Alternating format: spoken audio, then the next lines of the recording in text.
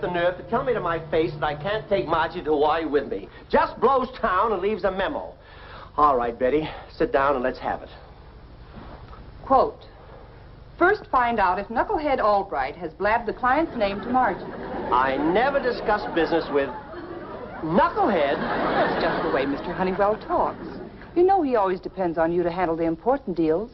In fact, he's left this one entirely up to you. With a few suggestions. Yeah, like make me break my promise to take Margie with me, but why? Quote, our prospective client is Nan Carter, the famous movie star who is now semi-retired and living in Honolulu. A big scoop. Everybody knows that. What the public does not know is that Nan Carter has a grown son almost 30 years old whom she passes off as her nephew. To the world, she still poses as the youthful, glamorous movie star. Well, so what? Even in her business contacts, she favors younger men. Therefore, Albright must not show up in Hawaii with a grown daughter.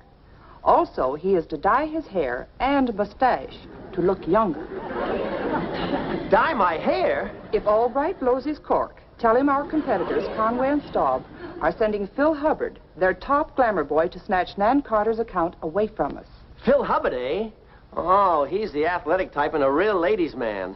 That's rugged competition. I'll back you against him sight unseen.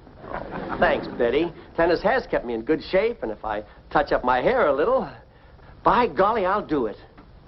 Here's your new ticket. The plane leaves tonight. Oh, but Margie already has our tickets for tomorrow's plane. What am I going to tell her? Mr. Honeywell thought of that, too. Quote, tell Margie there's been a switch in plans, an emergency. Instead of Hawaii, you have to go to Nome, Alaska, or any place where she won't want to tag along. Well, I have to admit it. The old boy thought of everything. Okay, take a memo to Mr. Honeywell. Number one, I am turning the original 2 tickets over to Margie with the instructions to cash them in and use the money herself. 2, said cash to be charged to Honeywell and Todd for expenses. 3, how do you like those apples, wise guy?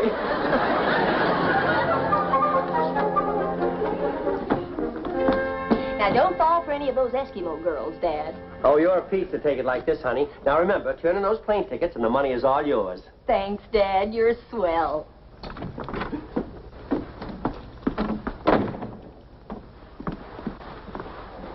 Hey, what's going on here, Vern? I thought we had a date tonight. It's an emergency, Roberta. Dad's taking a plane for Alaska. Yes, a big deal with an old sourdough up there. Oh, I'm sorry about our date tonight, dear, but when I come back, I'll make it all up to you.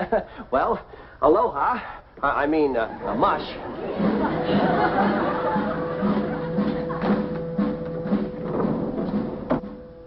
Wouldn't you know this would happen when I had my heart set on Honolulu? Well, here's a consolation prize anyway. Dad said I could turn these tickets in and do anything I like with the money. But all I really wanted to do was go to Hawaii. Well, what's stopping you? Huh? You got the tickets, and he said you could use the money any way you liked, didn't he? That's what the man said. And inasmuch as there are 2 tickets, and out of deference to your dear departed father, I wouldn't think of letting you go without a chaperone. We'll start packing. Our plane leaves in the morning.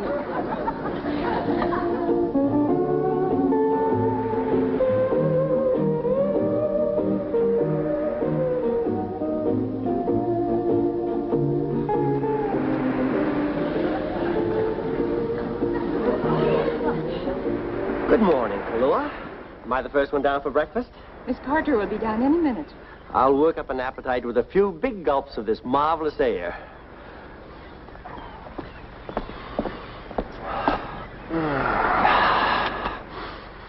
One, 2, 3, 4, 5, 6, 7. I told you to hide 8. these pictures of Tom while Mr. Albright and Mr. Hubbard were here.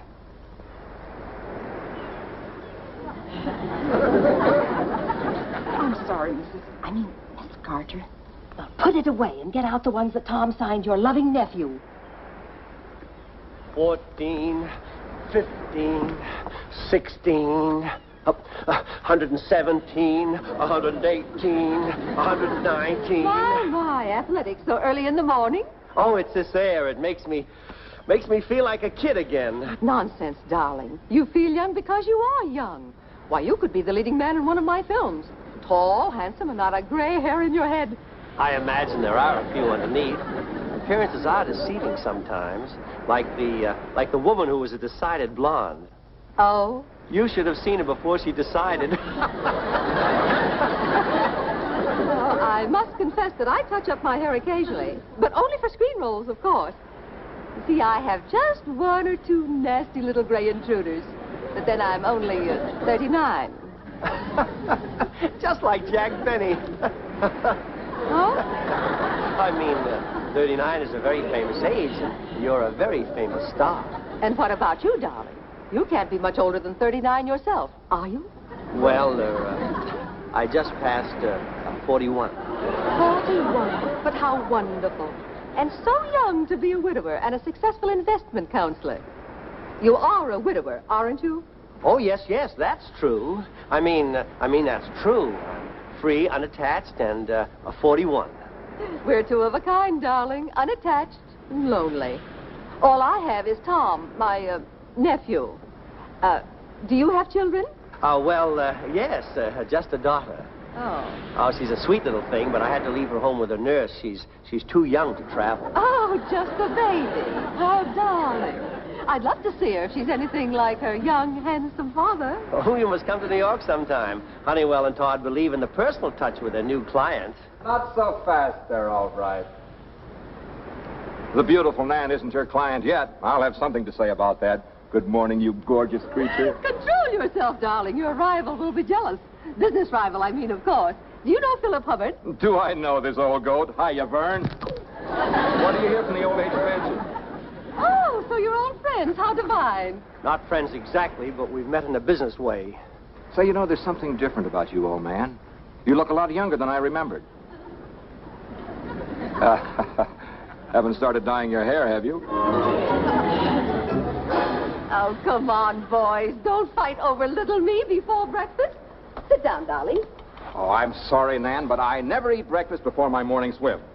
How about you, Vern? Care to dunk the flab? No, thanks. I'll sit here with Nan. Oh, don't be an old fogey. It'll do you good. Come on your feet. I'll help you. See you later, beautiful lady.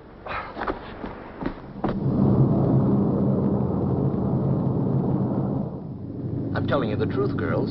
My aunt would be delighted to put you up while you're in the islands. Oh, well, that's very nice of you, Mr. Carter, but... Tom, now you don't want to spend your vacation in paradise at some hotel.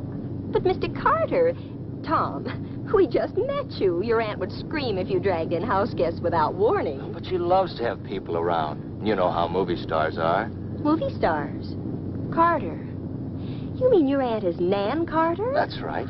I'll even get her to throw a big luau if you'll come. You know, real native-style party. Oh, you'll have a lot of fun. Well, I'd certainly like to meet Nan Carter. And your father can't disapprove because he's in Nome, Alaska. Does that do anything for you?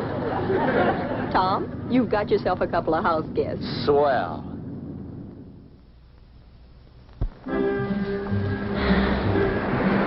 Just listen to that ocean roar. Sounds like Dad when I've done something I shouldn't. Now, there's no reason why we shouldn't have accepted Tom's invitation. And besides, we've never met a movie star.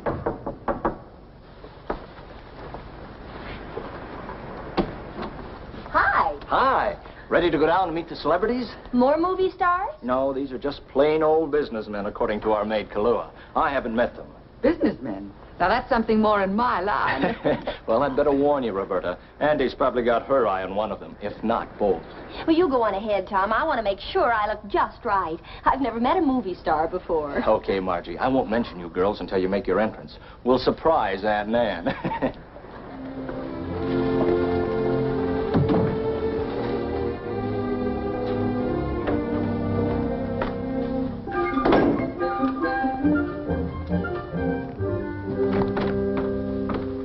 Come on, Roberta.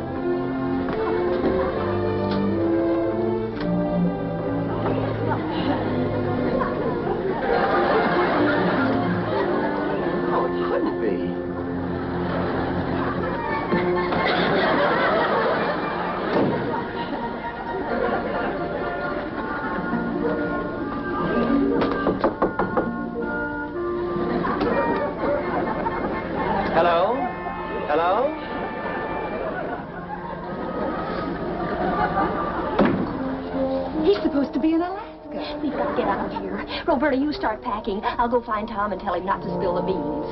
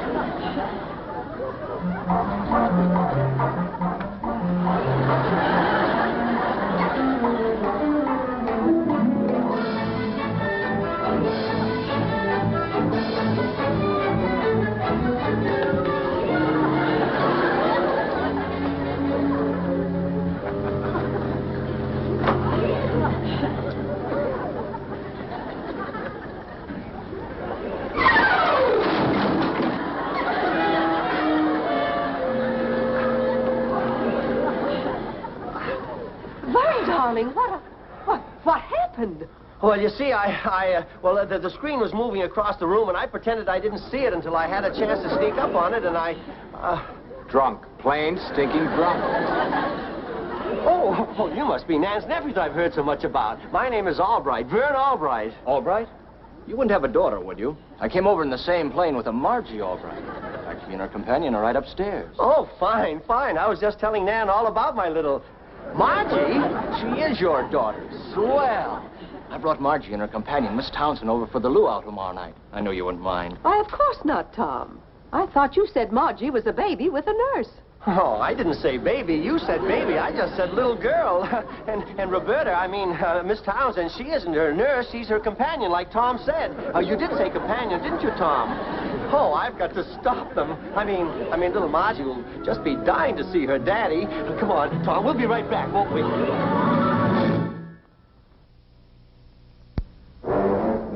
And if his mother finds out I've got a grown daughter, I'll be a dead duck. Well, you can't blame me this time, Dad. You said you were going to Alaska.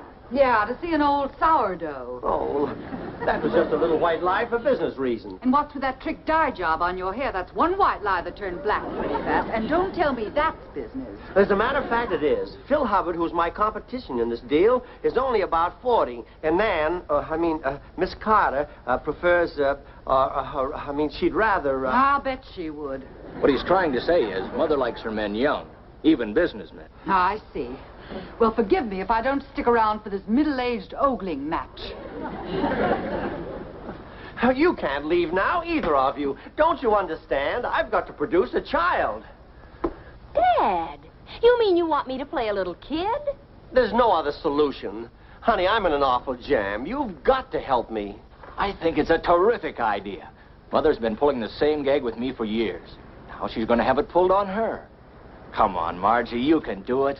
But what about clothes? These things aren't exactly rompers, you know. Well, I'll go into town and get some kids' stuff. And a uniform for you, Nursey.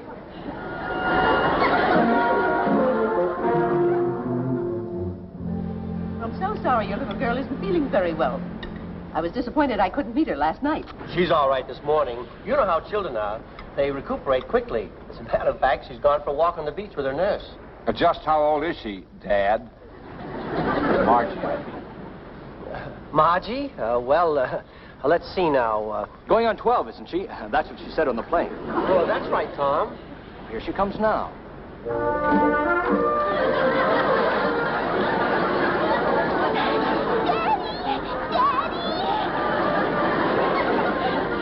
See what I found on the beach, Daddy, dear? Oh, now, baby, where are your manners? Oh, you haven't met our hostess, Miss Carter. This is my daughter, Margie. And her nurse, Roberta Townsend. Miss Carter, this is the happiest moment of my short young life. Think of little me meeting the most beautiful and glamorous movie star in the whole world. How sweet of you, darling. But aren't you an awfully big girl for 12 years old? Yes, ma'am. I eat a lot. Daddy says when I'm 13, I can have a girdle. Aren't you going to say good morning to Uncle Tom?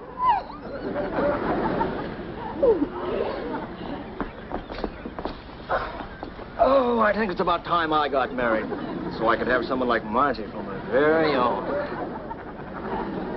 How about a kiss for your Uncle Tom? Pay for that lollipop I gave you on the plane.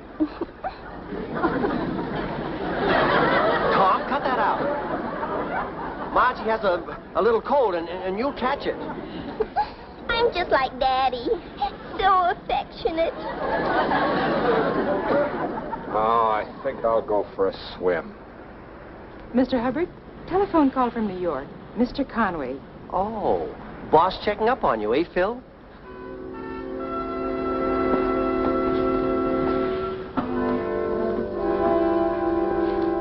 Hello? Oh, hello, Mr. Conway. No, not much progress yet. Albright's playing it pretty cool. He even sent for his daughter to flatter Nan into taking his deal. Yeah, that's right. She's a big lot of a kid, too, for 12 years old. What? Oh, you must be mistaken. She's got pigtails. In her 20s. Why, that dirty crook. Say, wait a minute. Do you happen to know a girl by the name of Roberta Townsend? Albright's girlfriend? Say, this is perfect. Yes, Mr. Conway, I have got an idea. Oh, no, I'm not going to expose Albright. I'm going to let his girlfriend do it for me. That's right.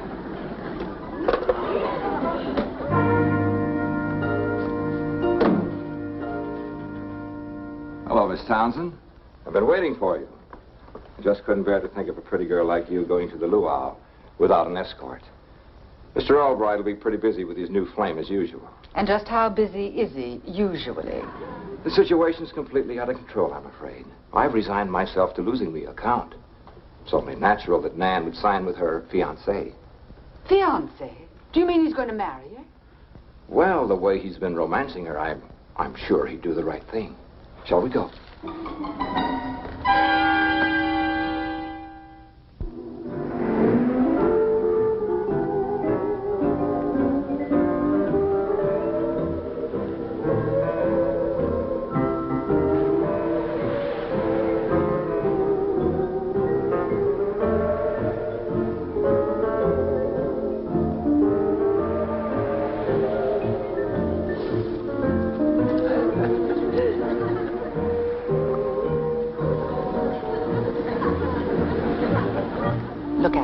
Talking that hangover from silent pictures. Now, Roberta, take it easy.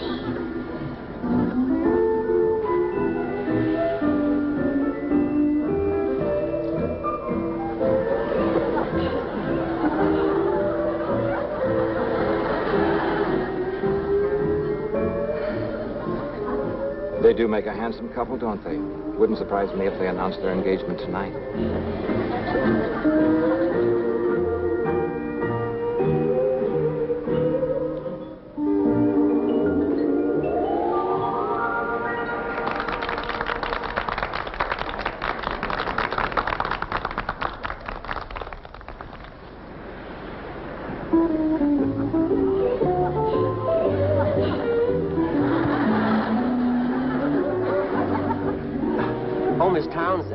Past Little Margie's bedtime. You better take her upstairs and tuck her in and stay with her, won't you? Oh, darling. It's her first luau. Let her enjoy it a little longer. Oh, Miss Carter, you're an angel. Just like you were in Roses from Heaven. Oh, did you like me in that? Like you? I positively swooned. Pass me the cigarettes before I swoon. That dress you wore in the love scene was the living end. But then you don't need gorgeous clothes to make you look dreamy. Not with the divine figure you've got. I'm only 12, but golly, you look younger than I do. Margie, put that cigarette down. What cigarette? Oh, this cigarette. I was just lighting it for Daddykins. Margie, I've told you time and time again not to light my cigarettes. Miss Townsend, this is all your fault. My fault? Yes, you haven't been strict enough with her. Now, you take her upstairs at once and stay there. And that is an order. Come on, Nursey. Daddy's right. Margie did a naughty. You go ahead if you want to, but I'm not going to let that woman hook your father. Hook him? What do you mean? That Hubbard character told me that Pop's on the verge of popping the question. And if he does, what I'm going to throw ain't rice.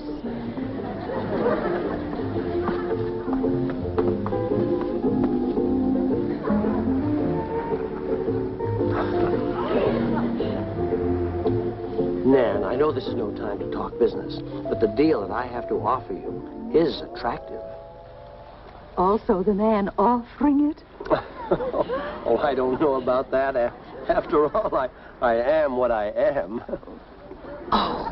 Now, don't get all steamed up. I'm sure Dad's not serious about her. Oh, darling, you're so masterful. I'm so glad we found each other.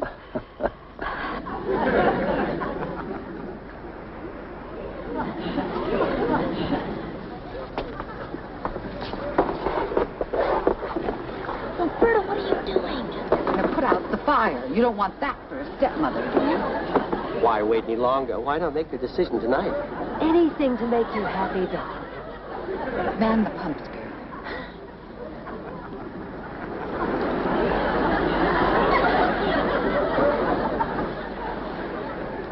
This will be quite a blow to my rival there.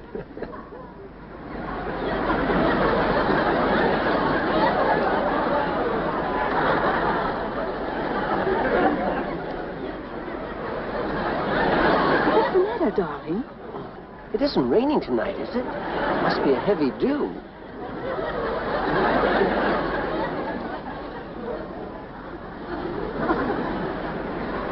You're right, darling. It's unusually damp for this time of the year.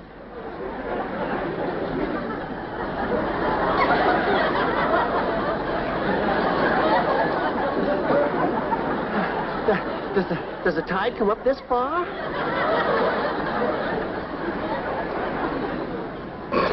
I'll put it in overdrive.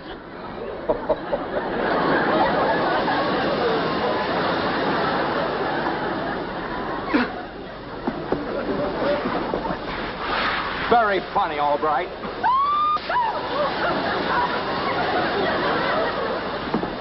Oh, Nan, darling, I didn't mean to soak you. You idiot! You're just jealous of Vern. Get out! Get out of my house! He get out. What about Albright, that phony daughter of his? She's in her 20s, and I can prove it. And that nurse. That isn't a nurse, that's his girlfriend. Vern, is this true? Well, yes, in a sort of a way, but I can explain. Oh, Nan, wait! Oh, you stool pigeon!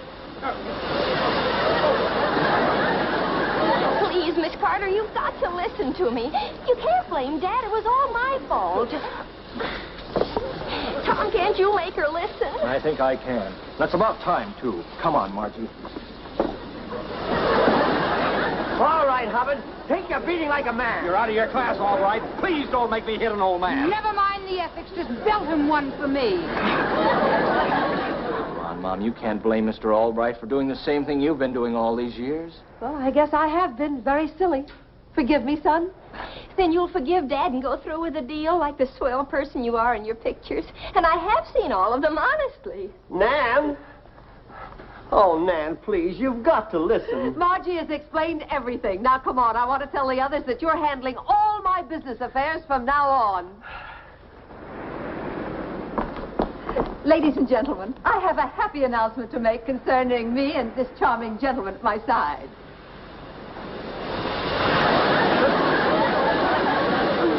If you're thinking of saying I do to that woman, you'd better get a snorkel, too. Roberta, you don't understand. Women, you just can't win.